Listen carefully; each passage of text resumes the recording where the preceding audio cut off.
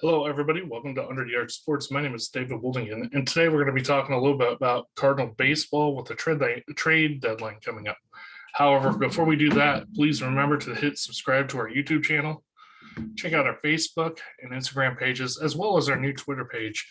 Again, all Under the Arch Sports, not the all part, but just Under the Arch Sports. Now, getting into this thing, the Cardinals are getting ready to start the second half of the season. And they have a lot going on, especially with the trade deadline coming up around August 2nd. It was pushed back a little bit because of the delay of the season. However, I'm not sure it's the best time for the Cardinals because they're still trying to figure out what they have and what's reliable, especially with their starting rotation. What I mean by that is Steven Matz is coming back off the IL. And the Cardinals have no idea what they're going to get out of him. However, what they do know is they do need at least one, maybe two more starting pitchers to eat innings and help out the bullpen. At the same time, our bullpen depth and our bullpen in general has been a hot mess just because of all the issues going on with our starters. So they need to find a way to shore things up in the bullpen too. And it's starting to look like with the delay of Yadi coming back, they might have some interest in going out and getting a catcher. One of the most recent things that has popped up is the whole saga with Juan Soto and the Nationals. We created a different YouTube video. You guys can go check that out and hear our opinions on that. So I'm not going to go too much detail, but that is still an option the Cardinals could go to if they decide not to worry about their pitching and go after a couple bats to stabilize the lineup and our offense. However, now what I want to talk about is a few options they have going after on the trade market. First off, let's talk about the whole delay of Yadier Molina coming back and possibly going after a veteran catcher to shore things up behind the plate as well as at the plate with the bat. Because what we have right now is only giving us a 500 range OPS, which is not cutting it when you need some offense. First off, we could take a look at Danny Jensen. He's a backup right now to the all-star Alondra Kirk from Toronto. He doesn't have a whole lot of bats. He has 59 bats right now with an OPS of 902, which is a marked improvement from what we have right now. I get that he doesn't have a lot of bats. However, his career is around 700 in OPS, which is still 200 points better than what the Cardinals are getting out of that spot.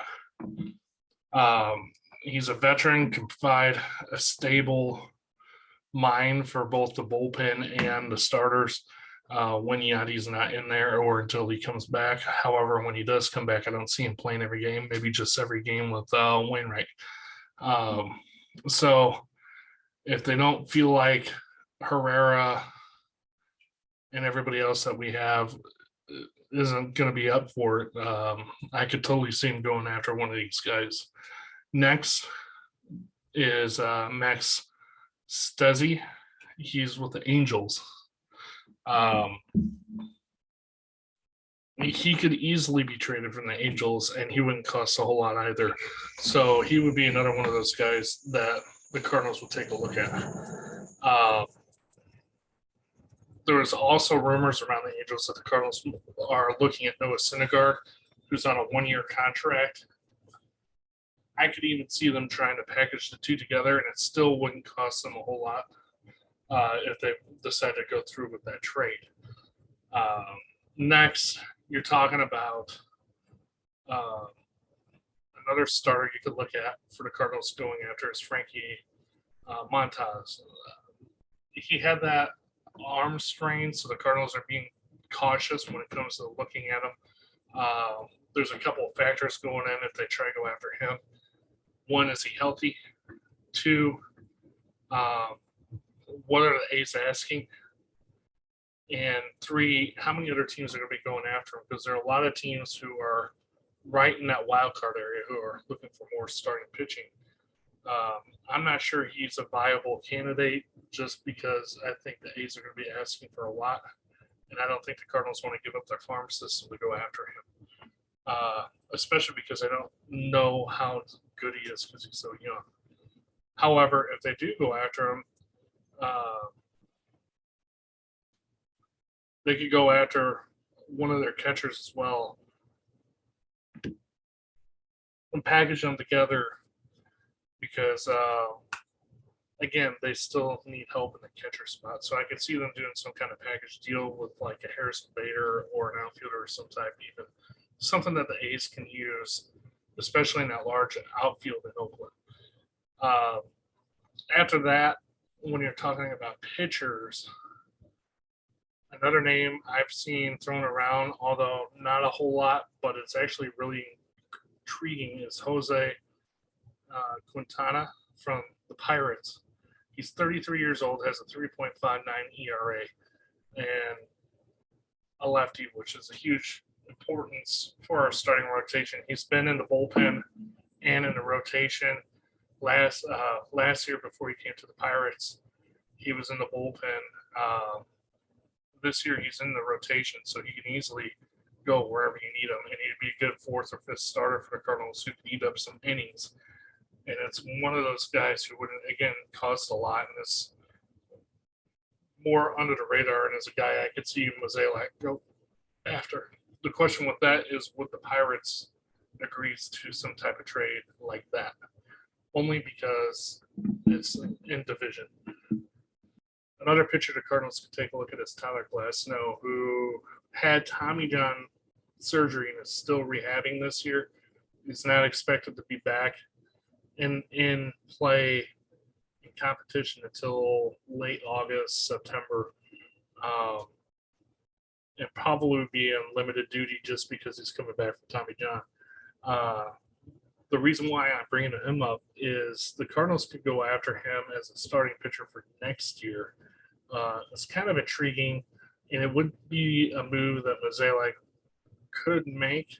However, again, if they're trying to go for the World Series this year, especially with Pujols and Molina retiring, I don't think he's someone they kick the tires at too much just because they want to add someone who could be effective with the team currently.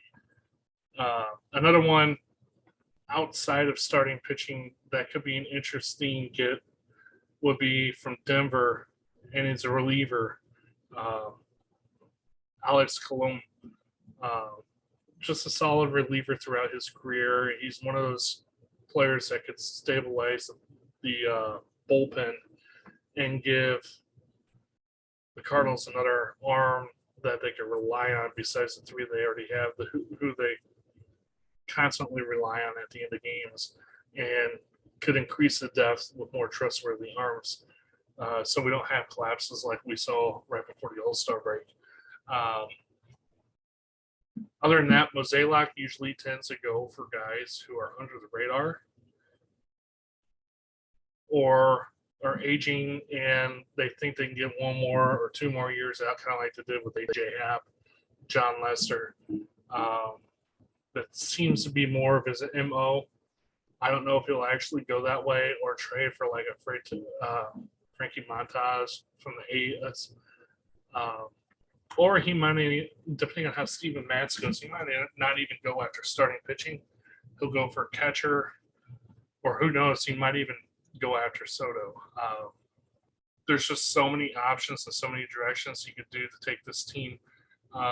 Personally, I feel like he needs to go after pitching, at least one starter and a couple relievers to shore things up if they want to have a playoff run. Because right now, you have you have two possible playoff starters, and pitching wins playoffs. We can say defense does, but let's face it, pitching is what wins you playoff games and what gets you to the World Series. So I think they really do need to add at least one more arm, maybe two, and one of those being a bigger name, as people would say, a top one or two guy in a rotation. And Frankie would be the only one that is on the block right now who I could see the Cardinals getting. However, it will cost them a lot.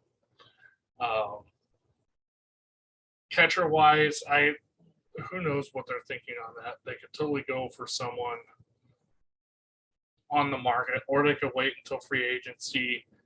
A lot of interesting moving parts on this organization. It'll be interesting to see what Mozeliak does coming up to the trade deadline and see what kind of magic he might have or try pull. Or he might totally surprise us and do something we're not expecting.